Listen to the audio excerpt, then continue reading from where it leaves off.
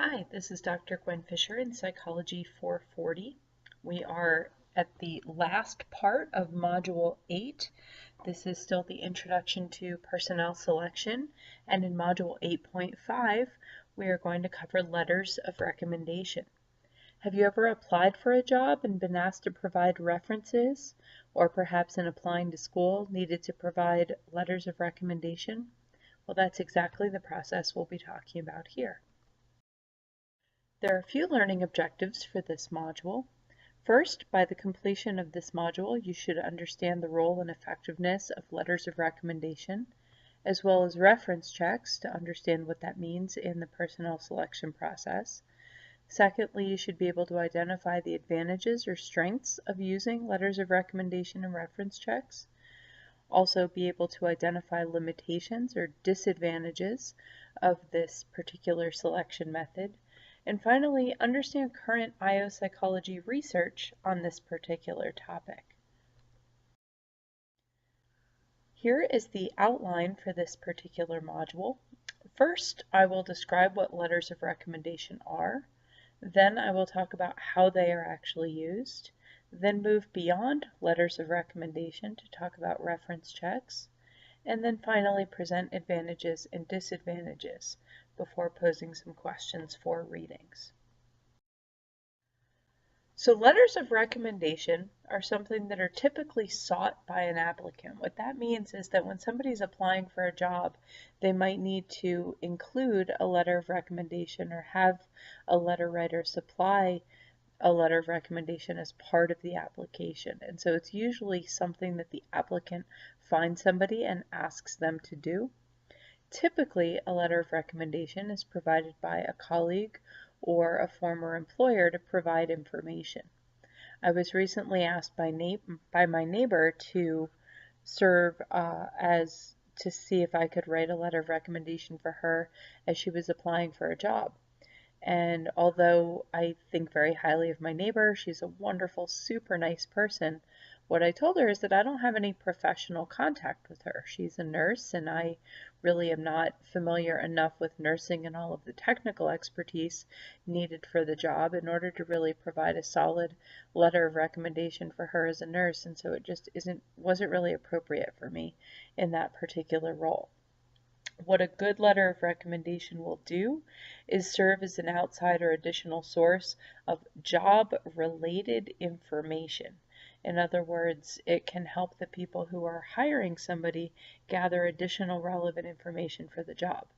Having me write a letter of recommendation for my neighbor really isn't helpful simply because I can't really comment on anything that's job relevant. I can just talk about what a wonderful neighbor and wonderful person she is.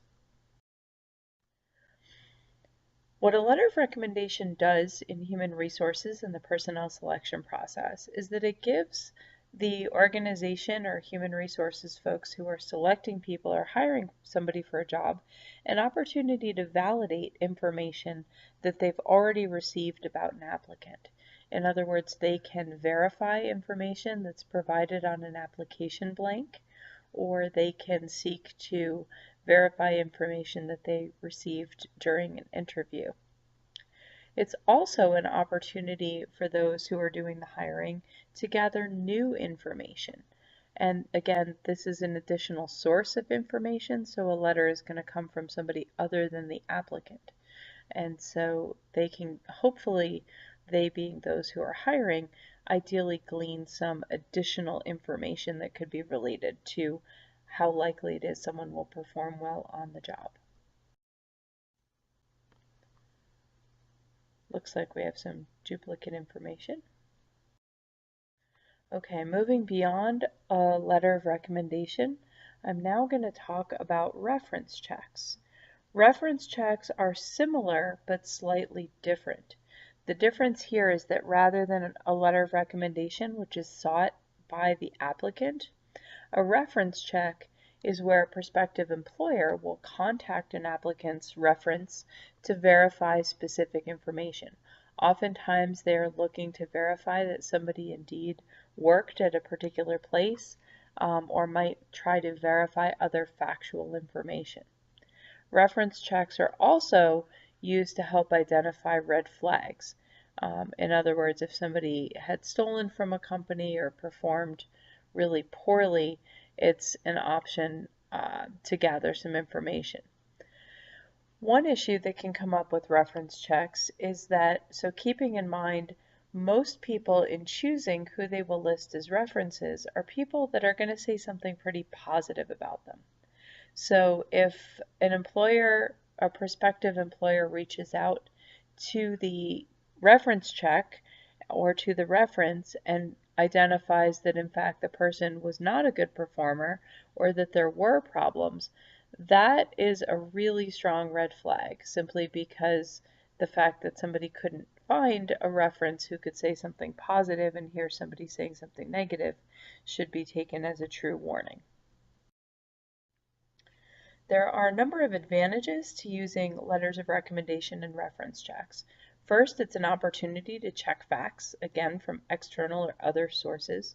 Secondly, it's an opportunity to gather new information that you don't necessarily have from an interview.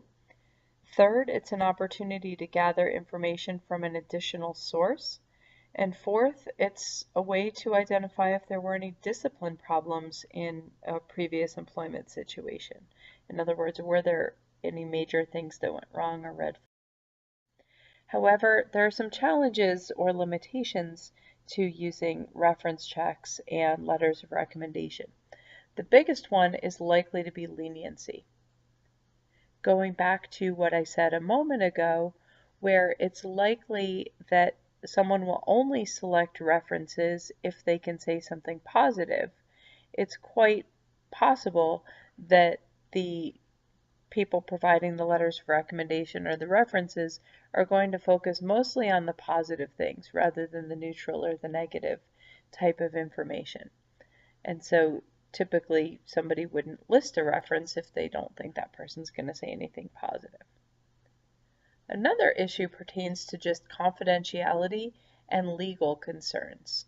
Oftentimes in reaching out to gather information from a reference, it's possible that the reference will want to limit the amount of information they provide due to a fear of being held liable or having a slanderous lawsuit take place if they say too much or say something particularly negative about the job applicant.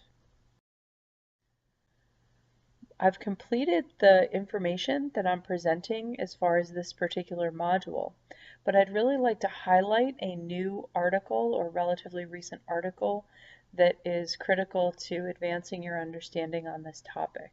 In particular, this is an article about the emergence of discrimination, especially with regard to race and gender, in the use of letters of recommendation. This was a study conducted by Morgan, Elder, and King and published in 2013. If you haven't done so yet, at this point I encourage you to pause the video or stop and read the article. What follows are a couple questions to facilitate your understanding of the material and guide you through. This is information that you should be prepared and that you should know for the exam. So based on your reading of the Morgan and colleagues study in 2013, what strategies do you think can be used to reduce bias in letters of recommendation?